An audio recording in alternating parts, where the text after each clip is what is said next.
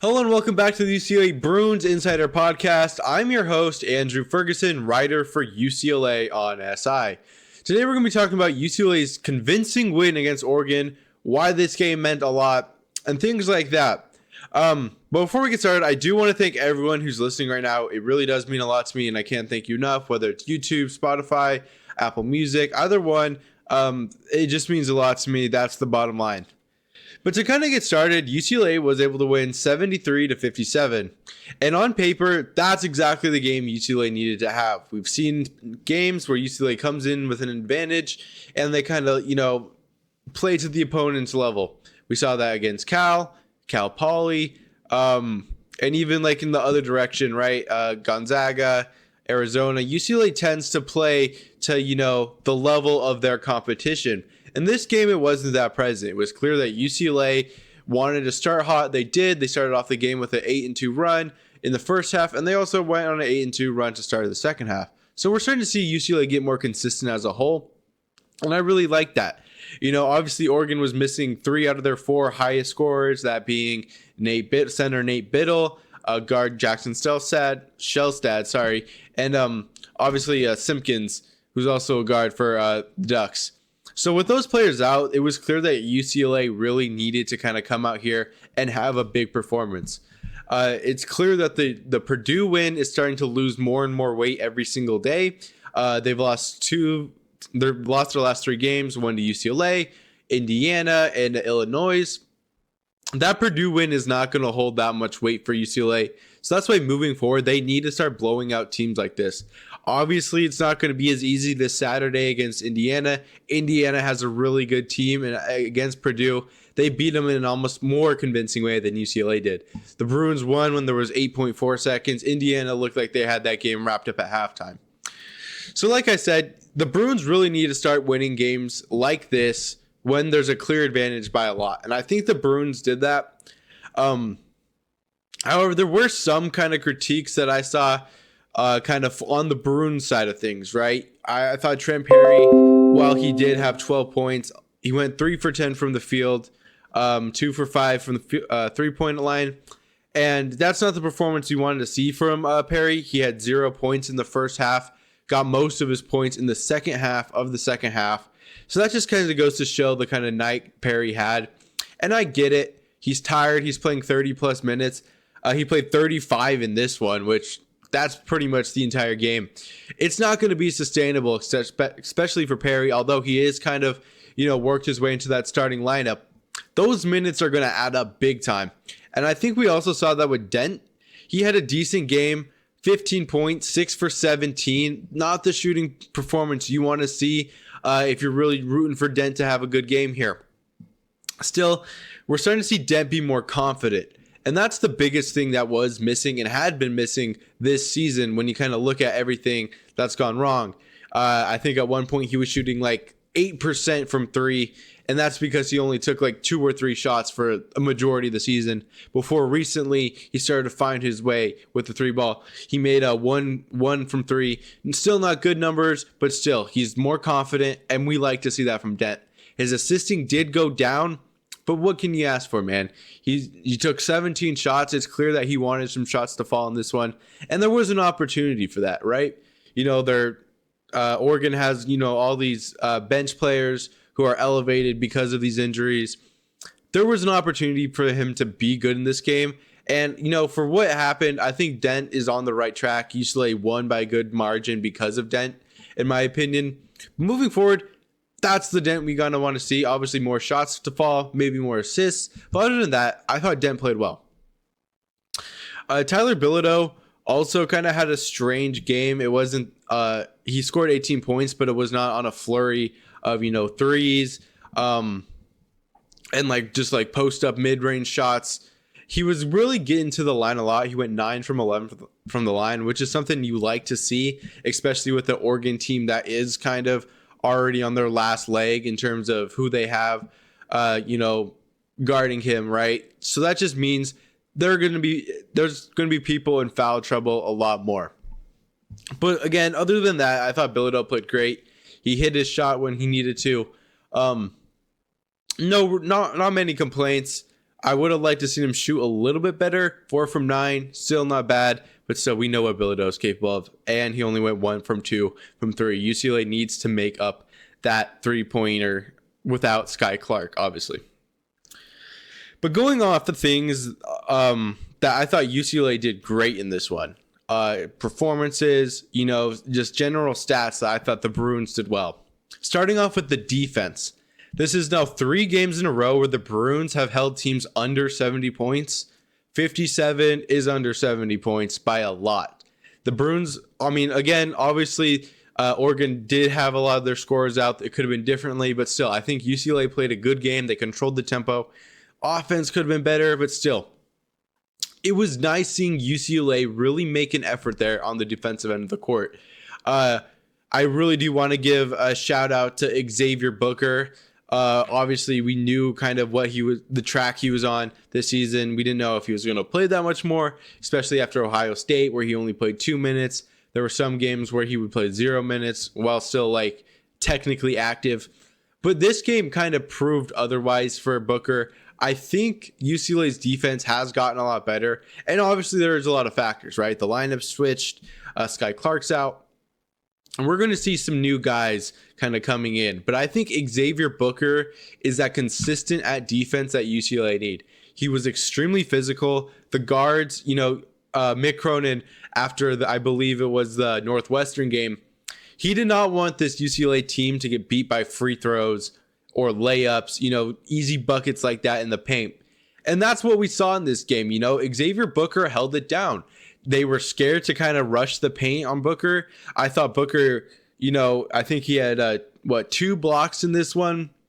And overall, everywhere else, I think he did good. 6 rebounds, a little bit more would have been nice. But again, he played 19 minutes. And I think that low minute is not a reflection of his performance per se.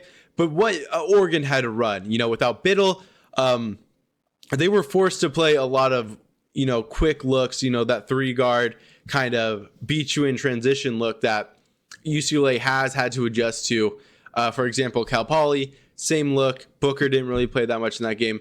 But it's starting to look like UCLA is starting to kind of get their ground. And that has started with how well Xavier Booker has been at dictating what goes on in the paint. Moving forward, we need to see that more often. Obviously, there's going to be different compositions they're going to have to play against. But I think with what Booker did in this one, he was able to make Oregon scared to kind of, hit those shots in the paint, mid-range shots, for example. I believe on the night, Oregon went 9 for 32 from 3. And that's kind of what led UCLA to the win here.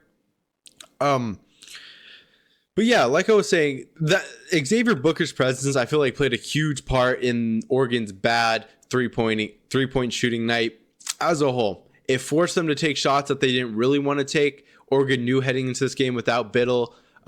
He's been their leading scorer at that center position, kind of hitting those putbacks, driving to the rim, that kind of thing. That was not in this game. So they knew if they were going to win this game, it would have to be from the 3-pointer. And UCLA took that away for them. Again, Eric Daly Jr., amazing game. I mentioned how in a past article, how his impact will eventually, move the needle for UCLA's season, expands that ceiling. He had 14 points, 11 rebounds. Excellent game from Eric Daly Jr. He's really starting to get in that rebounding rhythm that had been missing all season as the Bruins leading rebound with, I believe, 5.6, 5.5, somewhere in between that range per game. Daly is starting to get a huge uptick in rebounds. I believe this is 3 games in a row where he's gotten over 7+, and that's all you can ask for your small forward. Obviously, Daly has not met all of his expectations that he had at the beginning of the season, but he's starting to get really close to them with how he's playing. Again, 5 for 13 from the field. Not too good, not too bad. Still, we're starting to see Daly score more. Those shots are going to fall, and because of just how Daly conveys himself, he wants to be a good scorer. He's going to be a good scorer once those shots start to fall, and that's just a matter of time.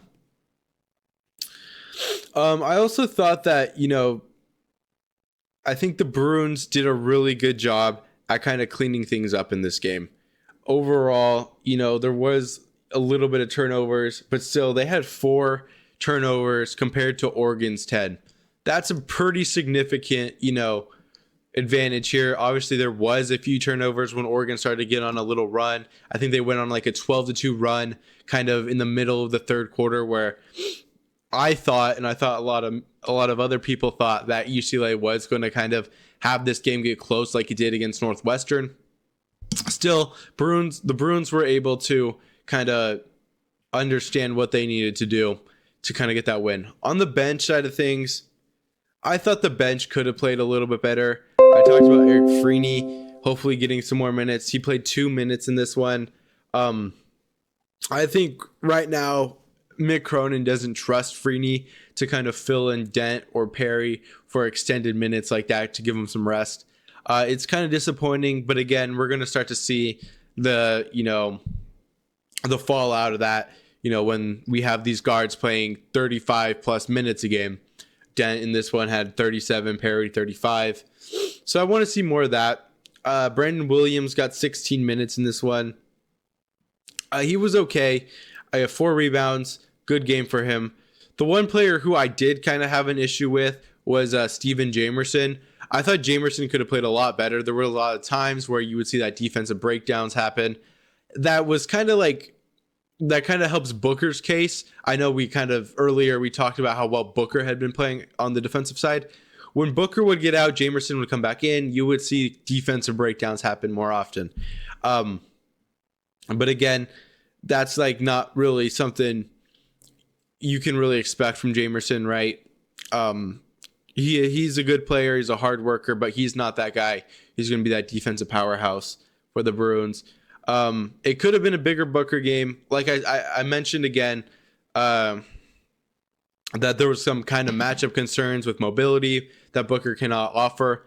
But overall, I think in addition to that fact, I think Booker also had 4 personal fouls, so he was in that foul trouble. So Cronin wasn't going to risk anything if it did get close, so he could have Booker kind of come in later. But overall, not a bad game for the Bruins. Rebounding wise, UCLA was able to win the rebounding battle. They were 40-26. Second chance points, UCLA absolutely dominated 19-5. Again, this is just a result of Nate Biddle being out. He's a great rebounder. And obviously his scoring is great. I didn't like how the Bruins also kind of handled Kwame Evans Jr. In this game. He had 24 points, the only player over double digits in this game. But again, that's just a good player with not many other players taking shots away from him. But moving forward, I think Oregon may have kind of exposed a UCLA weakness. What I mean by that is Trent Perry, again, kind of struggled in this one, but there was a lot of times where he would be matched up against Kwame Evans. So kind of just getting that matchup, if you're Indiana or if you're Rutgers, Michigan State, if you can get a bigger forward on Perry at any point in the game, there's going to be points that come from that. If UCLA can avoid that, they'll be fine. But still, I thought Trent Perry struggled against Kwame Evans. Again, not his fault that he was on him. A lot of those times, those matchups came up at surprise. It would be a switch. Evans would get the ball, easy layup, that kind of thing. But again, not too worried about it. But if there was one thing that I'd be concerned, if you were a fan, if you were being kind of nitpicky, it would be that matchup. But still, UCLA did play a good game. Next, they have Indiana. I think the Bruins might struggle in that one because Indiana has been that good team. They're not going up against a team riddled with injuries. Maybe we see Sky Clark in that one. I don't know if that makes UCLA a better team per se. It gives them a better chance. I don't know. Again, he offers a lot that UCLA does not have right now. Still, UCLA's kind of found their rhythm with, in these last 7 games without him. The Bruins are 5-2.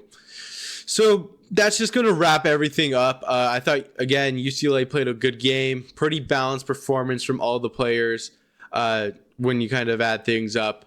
I do want to see UCLA improve more offensively because the defense has been playing great. If they can play complementary, I think UCLA will be a golden team, right? I had an article also discussing UCLA's paths this season. Missed the tournament, round of 32, Sweet 16 ceiling. So again, I think UCLA is starting to play towards their ceiling, but again, they need to get their offense kind of back into rhythm. But that's all I have today, guys. I hope you guys enjoyed this one. Let me know what you guys think. Things that you wish you saw more from UCLA, that kind of thing. I am Andrew Ferguson, your host of the UCLA Bruins Insider Podcast. And as always, for